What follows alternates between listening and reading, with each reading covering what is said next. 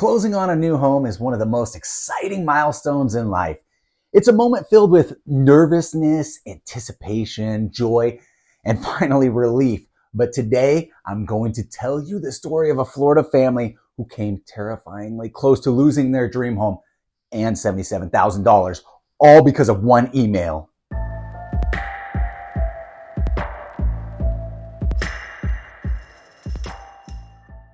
Welcome back to Trevor and Jessica Do Everything Real Estate, and more importantly, a subcategory of videos called Estate of Crime.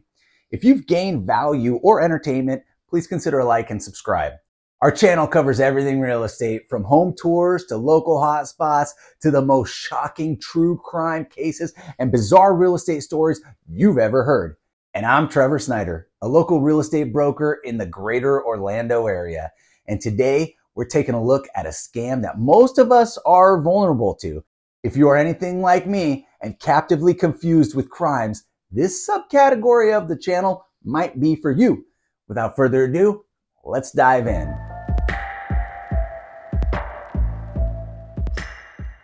It was in Jensen Beach, a beautiful property that seemed custom made for her and her family. She could already picture herself, her boyfriend, her mother, and her sister settling in and making it their own. Her brother-in-law, Larry Beach, was equally excited. And when their offer was accepted, it felt like everything was falling into place. Her name is Susan Spofford. Oh my God, we walked in, it was like perfect. For Susan Spofford and her family of New Englanders, moving into this house in Jensen Beach meant the start of an exciting new chapter. Susan bought the home with her boyfriend, mother, sister, and brother-in-law, Larry Beach. But as any home buyer knows, the process doesn't end with just an accepted offer. That's the beginning. There are inspections, appraisals, and of course, the closing, where signatures get laid down and large fortunes exchange hands. Fast forward. Since we have little knowledge about the inspection and appraisal, closing day was fast approaching. And everything seemed to be going smoothly. That's why I'm smiling, right? A little too smoothly.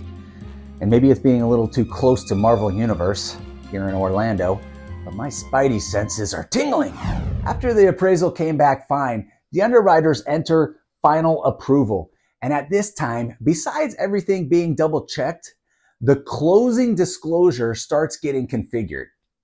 The closing disclosure, or CD, must be sent to the title company 3 days before closing for proper audit and balancing.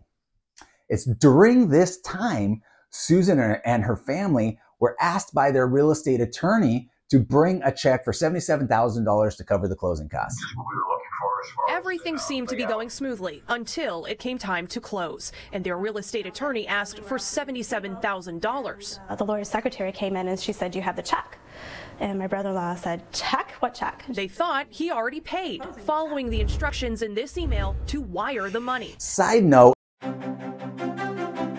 most of the time we use title companies here in Florida to close transactions. However, law firms can do it too, which is more common in places like New York and I believe New Jersey.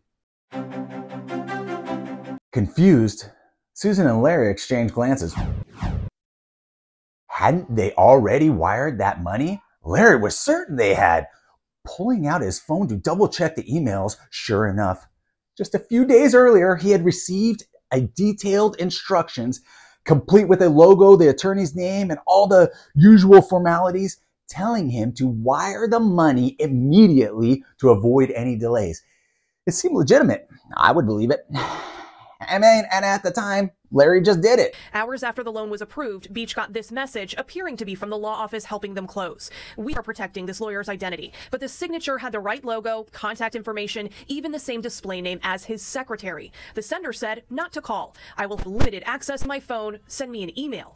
Hours after that came the wiring instructions. The same sender copied what appeared to be their real estate agent on this email. But when Susan's attorney's office confirmed that they never received the funds, a cold realization began to sink in. It was like this pit in the stomach of like, whoa, what just happened? Susan says it's a violation of trust and privacy in an already stressful time. I guess it would be similar to somebody breaking into your house. I mean, you're talking about something that you thought was secure, that you never second guessed. The emails looked right on, at least on the surface.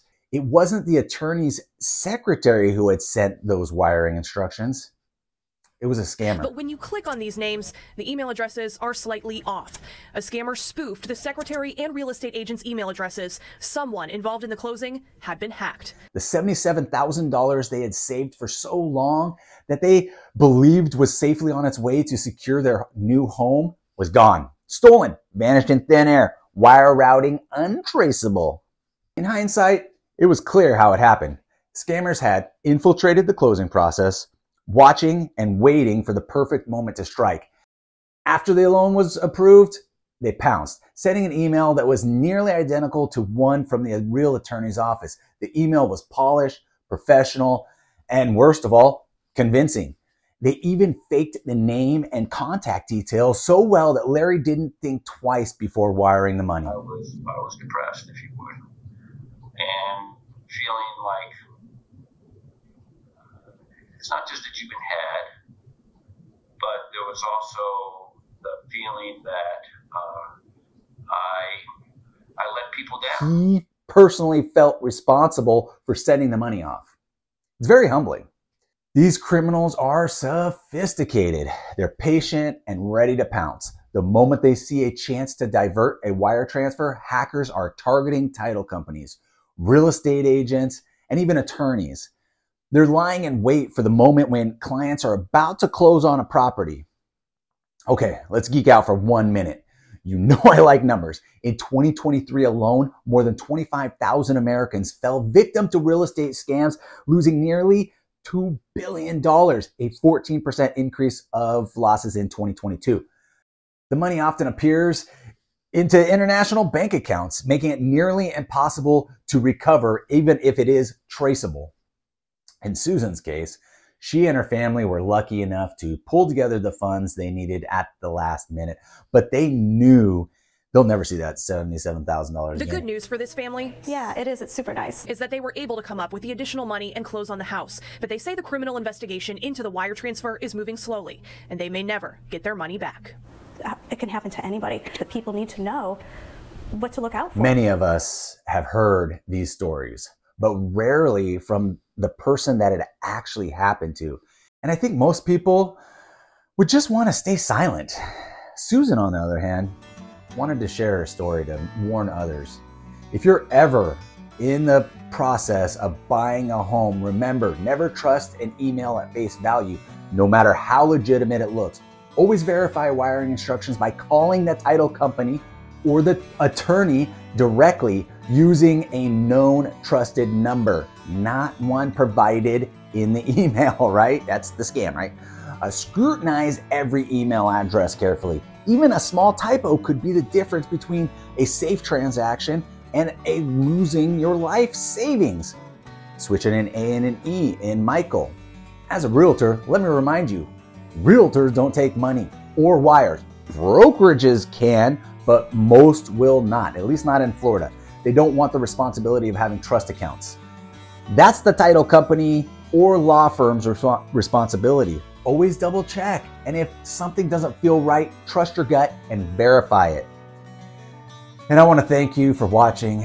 Please share this video to help others avoid falling victim to this kind of scam it's still rising, guys. And with that being said, my wife Jessica and I, we sell real estate, and I'm a mortgage broker as well. It's how we put food on the table for our 4 kids. These stories are more or less because I love real estate and I love true crime. And I wanted to bring them together. I call it my 4 to 6 a.m. hobby. So if you would like more information on the greater Orlando, Florida real estate market, get a hold of us, please. And if you have more Florida crime story ideas that you'd like us to cover, please let me know. In the meantime, stay safe and we'll catch you on the next video.